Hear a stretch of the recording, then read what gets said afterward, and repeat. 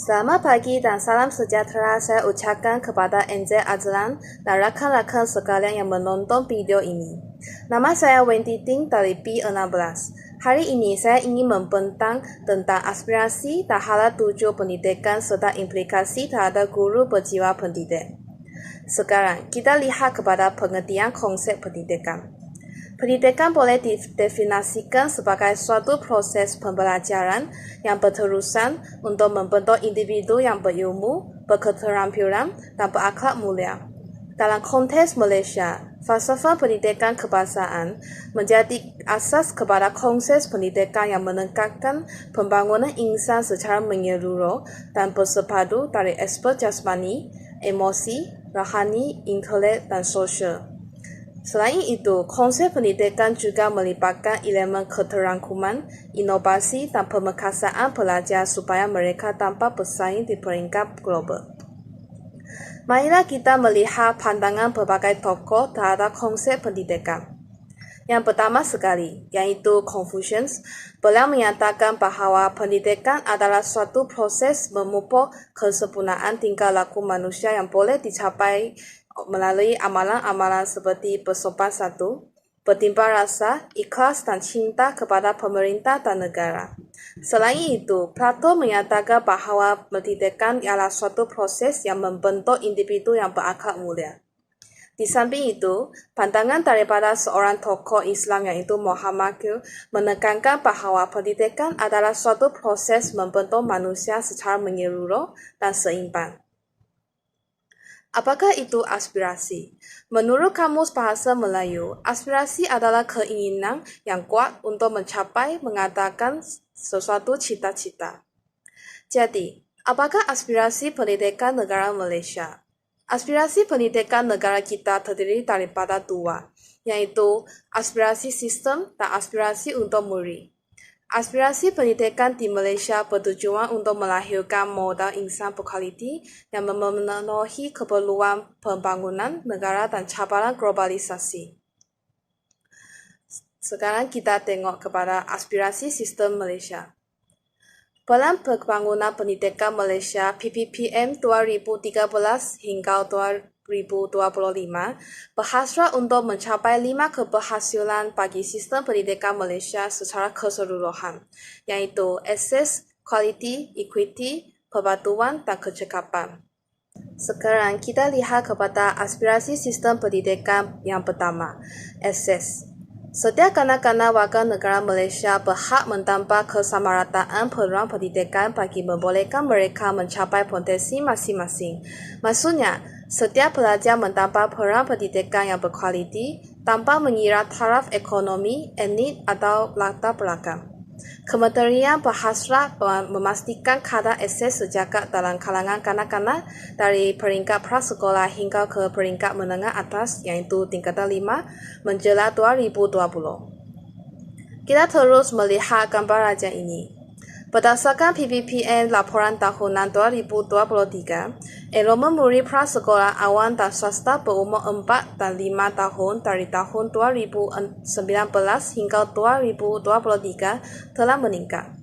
Secara keseluruhan, enrollment murid prasekolah untuk kanak-kanak berumur 5 tahun telah menunjukkan tren peningkatan daripada 83.65% pada tahun 2021 kepada 90.67% pada tahun 2023. Bagi kohort umur 4 tahun pula, peratus enrollment murid telah meningkat daripada 68.45% pada tahun 2021 kepada 77.95% pada tahun 2023.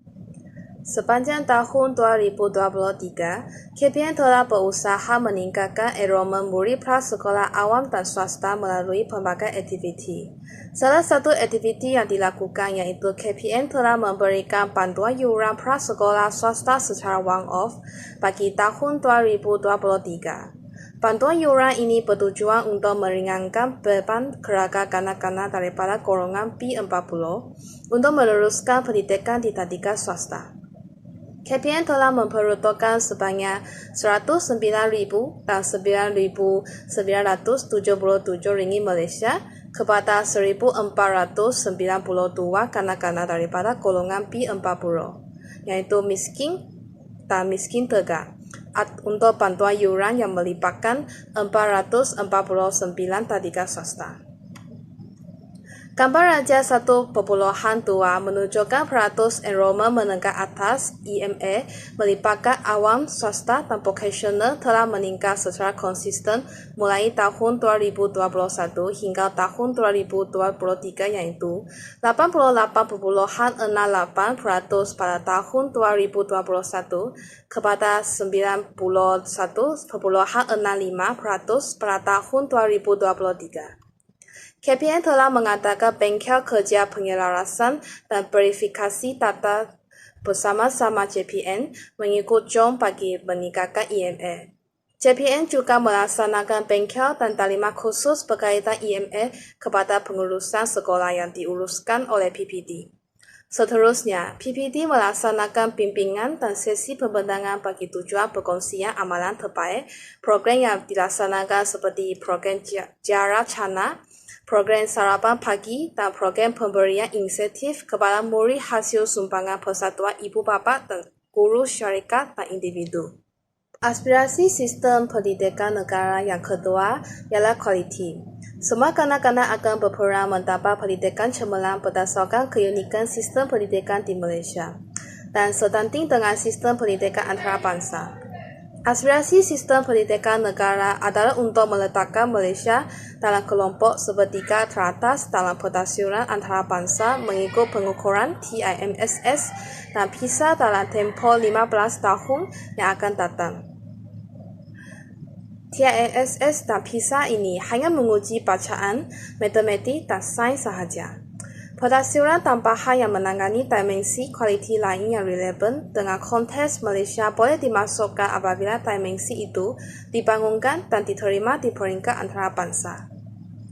Seralas hasrat PPPM 2013 hingga 2025 tahun dan The Roadmap 2015 hingga 2025, semua pengawal perkhidmatan pendidikan Ocean BI yang bertugas sebagai pendidik murid, iaitu guru di sekolah rendah, sekolah menengah, kolej tingkatan 6, kolej vocational dan kolej matrikulasi perlu berada pada tahap penguasaan minimum CEFRC 1. Berdasarkan hal tersebut, KPN melalui English Language Teaching Central telah melaksanakan kursus latihan Pro ELT untuk memastikan guru Ocean BI mencapai tahap penguasaan CEFRC 1.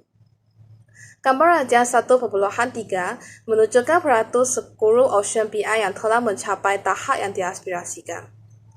Hal ini dikatakan demikian kerana peratus pencapaian tahap CEFRC 1 atau C2 pada tahun 2023 menunjukkan peningkatan berbanding tahun 2022.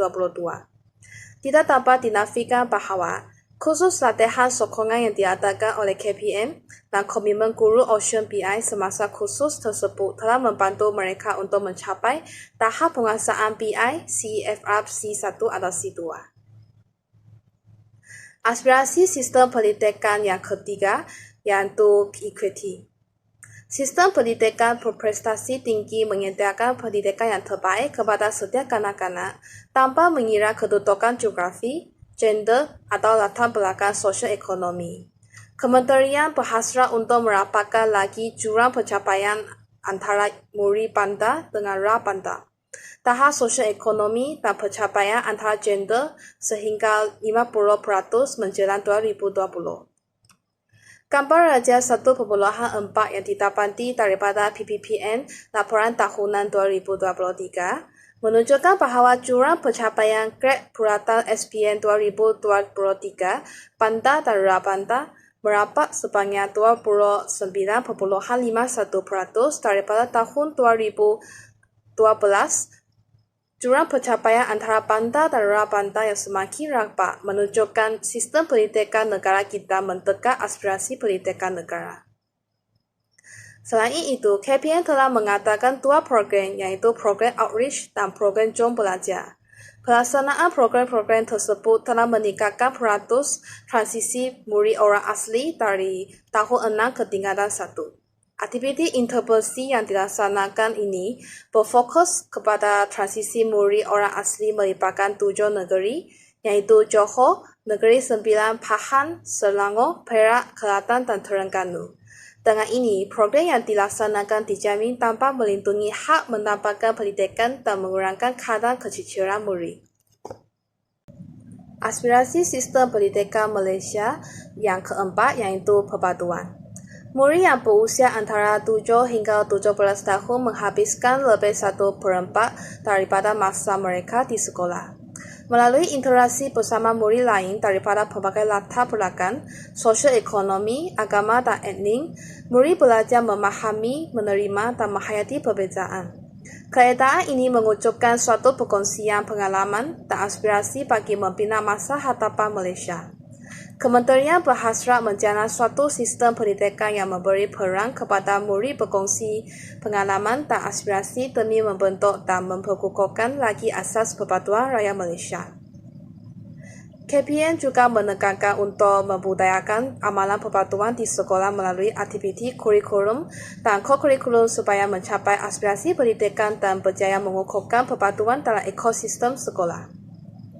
Semangat perpaduan dalam kalangan warga sekolah dapat dilihat melalui persefahaman dan komunikasi yang sopan dan berkesan.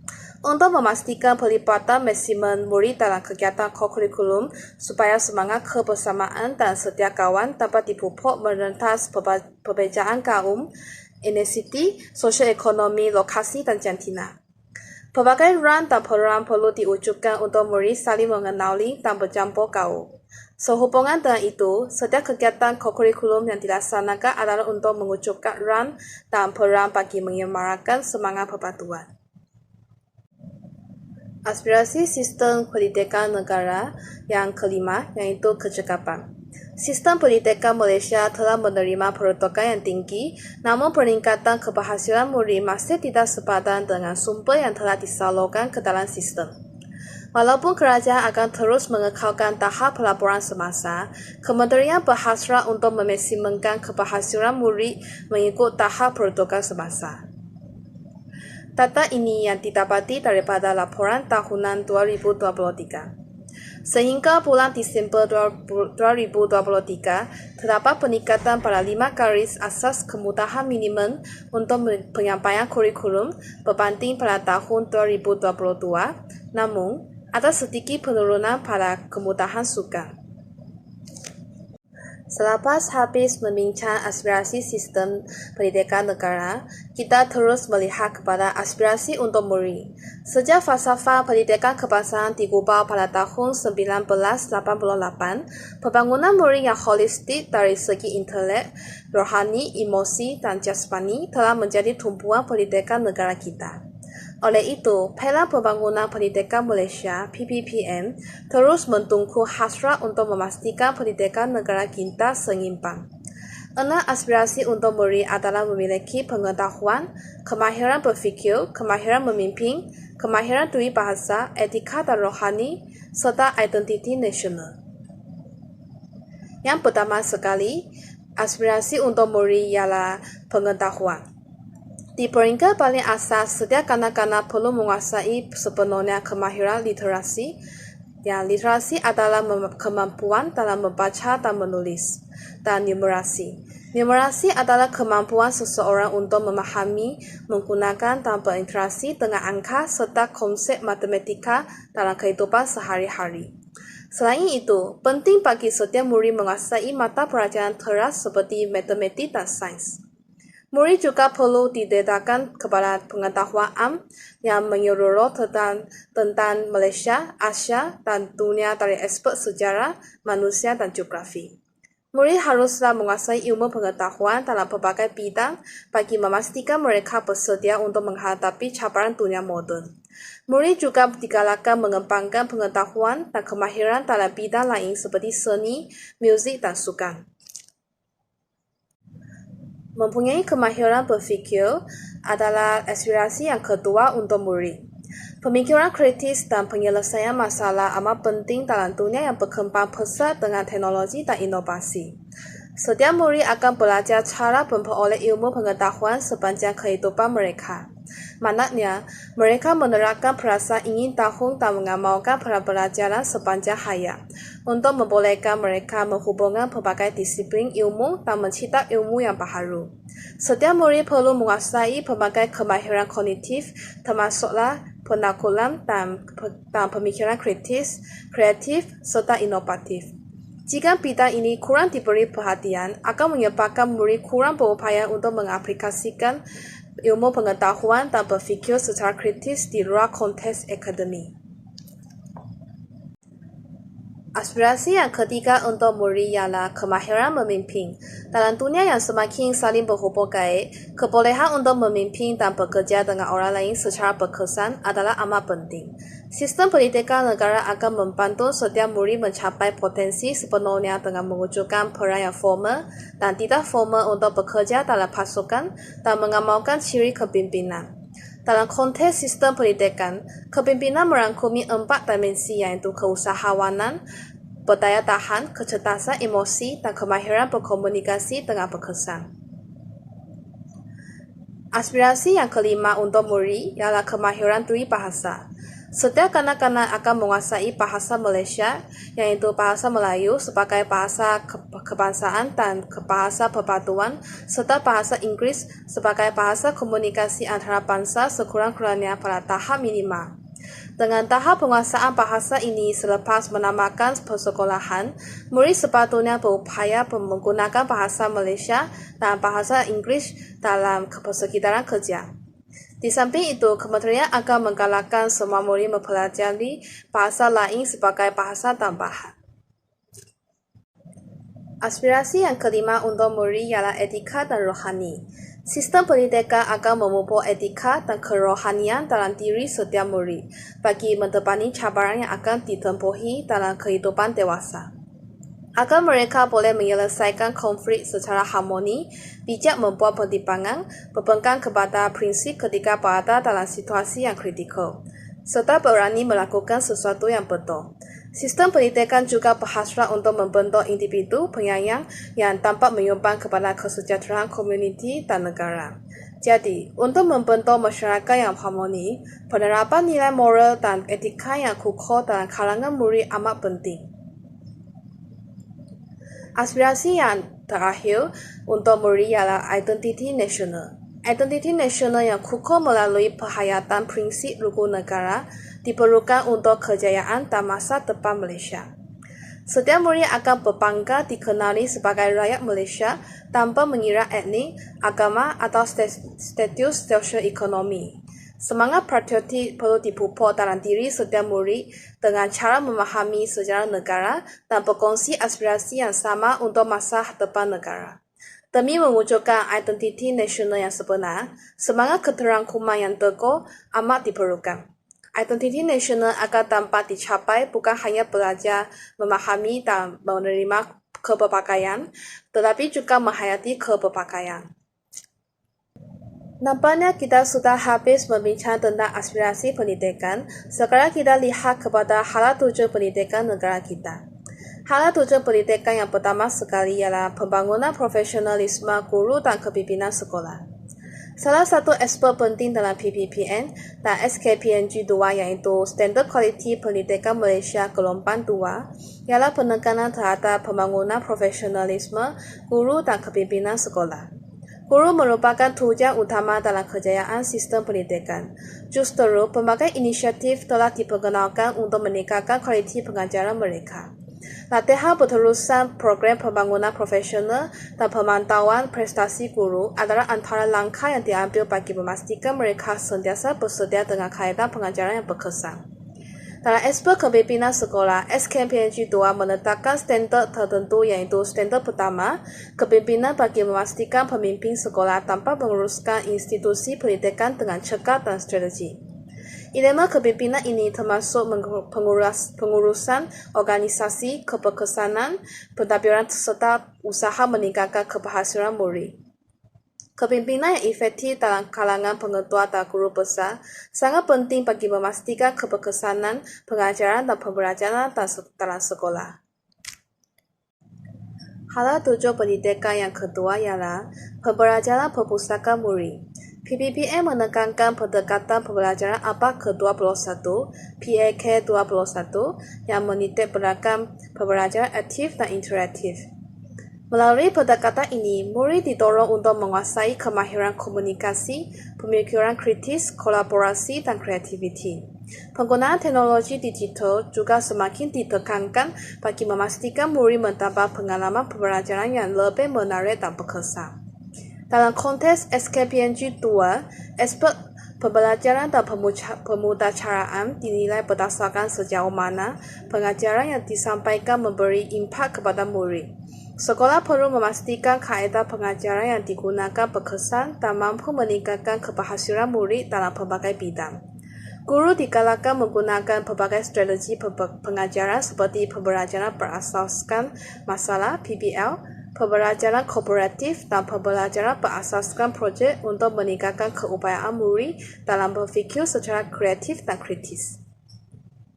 Hal tujuan yang ketiga ialah Pentafsiran holistik dan pengukuhan pentafsiran bilik darjah (PBD). Sistem pendidikan kini lebih menumpukan kepada pentafsiran holistik berbanding hanya bergantung kepada pemeriksaan semata-mata. PPPM memperkenalkan pentafsiran bilik darjah (PBD) sebagai pendekatan yang lebih menyeluruh dalam menilai pencapaian murid. Melalui pentafsiran ini, bukan sahaja aspek akademik yang diambil kira, tetapi juga perkembangan sosial dan kemahiran insania murid.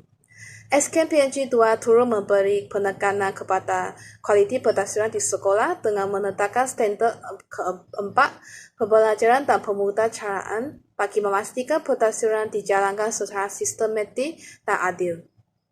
Ini bagi memastikan setiap murid mendapat peran untuk berkembang mengikut potensi mereka secara holistik.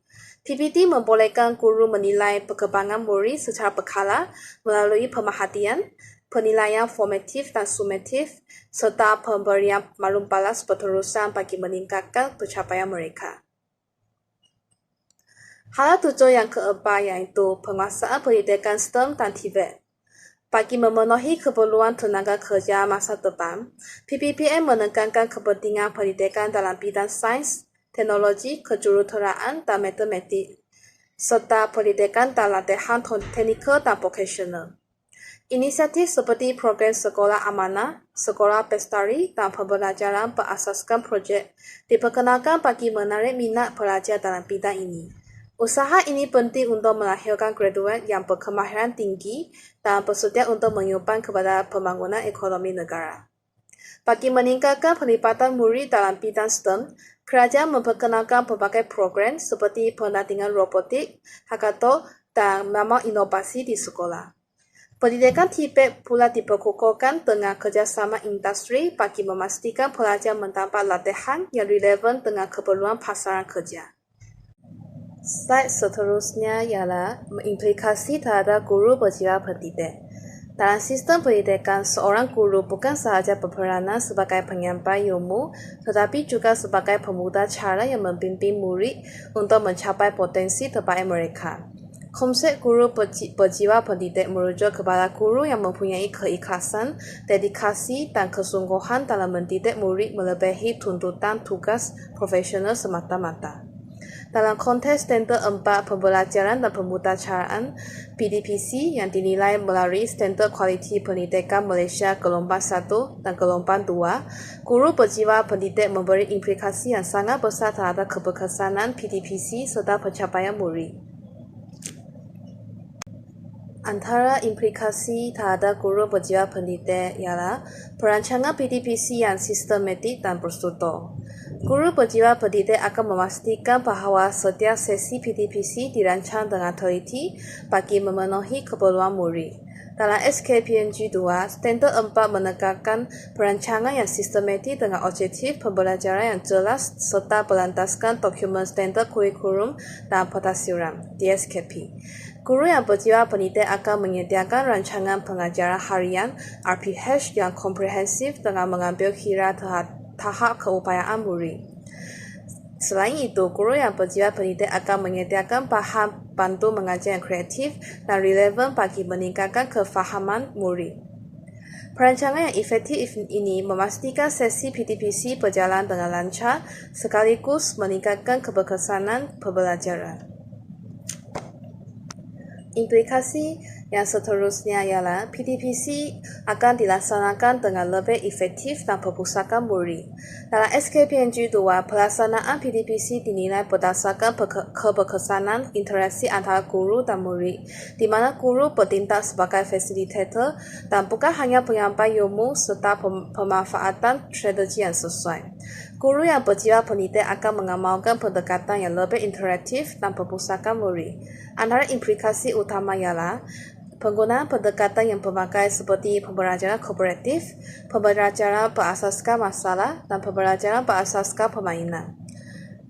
Selain itu, galakan dan bimbingan akan diberikan kepada murid agar mereka lebih yakin untuk menyuarakan pendapat serta menerapkan ilmu secara aktif.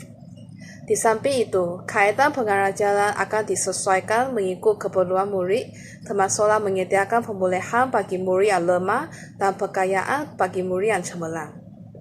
Pendekatan ini memastikan bahawa murid tidak hanya menerima ilmu secara pasif, tetapi turut terlibat secara aktif dalam pembelajaran.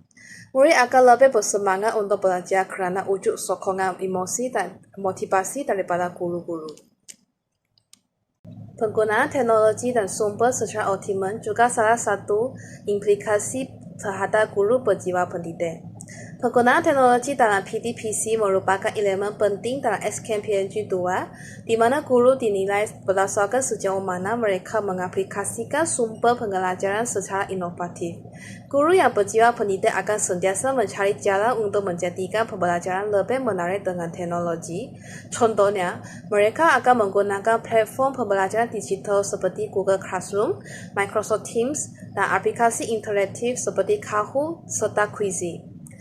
Selain itu, mereka akan menggunakan bahan multimedia seperti video, simulasi, dan animasi bagi menjelaskan konsep yang sukar. Di samping itu, guru yang berjiwa pendidik akan memanfaatkan sumber daripada pelbagai saluran seperti e-buku, laman web pendidikan, dan realiti maya untuk memperkayakan pengalaman pembelajaran murid. Penggunaan teknologi ini bukan sahaja meningkatkan pemahaman murid tetapi juga menjadikan pembelajaran lebih bermakna dan relevan dengan kehidupan sebenar. Implikasi terhadap guru berjiwa pendidik yang seterusnya ialah penilaian dan pentadbiran berterusan dilancarkan. Dalam SKPNG 2, pentadbiran merupakan salah satu aspek utama yang menentukan kualiti PTPC. Guru berjiwa pendidik tidak hanya menilai murid secara sumatif, tetapi turut memberi perhatian kepada pentadbiran formatif yang berterusan. Implikasi utama dalam aspek ini adalah menggunakan pelbagai kaedah pentadbiran oleh guru seperti penilaian lisan, ujian bertulis, pemerhatian, dan pembentangan projek. Maklum balas yang membina diberikan kepada murid bagi membantu mereka mengenal pasti kelemahan dan memperbaikinya. Di samping itu, refleksi ke diri juga digalakkan dalam kalangan murid agar mereka dapat menilai pencapaian sendiri dan menetapkan maklumat pembelajaran. Dengan pendekatan ini, murid lebih bersemangat untuk meningkatkan prestasi dan memahami konsep secara lebih mendalam. Implikasi yang kemudian ialah persekitaran pembelajaran yang kondusif dibentukkan. Persekitaran pembelajaran yang positif memainkan peranan penting dalam keberkesanan PTPC. SKPNG 2 menekankan keperluan guru untuk mewujudkan suasana kelas yang menyokong pembelajaran secara aktif. Guru yang berjiwa pendidik akan menyediakan suasana yang inklusif dan mesra murid di mana setiap individu dihargai dan dihormati. Dalam persekitaran itu, budaya ingin tahu dan pemikiran kritis dalam kalangan murid juga digalakkan. Bukan sahaja, ia dapat membantu murid membina keyakinan diri dengan memberikan dorongan serta pujian yang bersesuaian. Apabila murid berasa selamat dan dihargai dalam persekitaran pembelajaran, mereka lebih terdorong untuk menyertai aktiviti pembelajaran secara aktif dan berkesan. Kesimpulannya, pendidikan di Malaysia dirancang dengan visi yang jelas melalui PPPN 2013 hingga 2025 dan SKMPNG 2 yang bertujuan memastikan sistem pendidikan yang berkualiti, holistik dan relevan dengan keperluan global.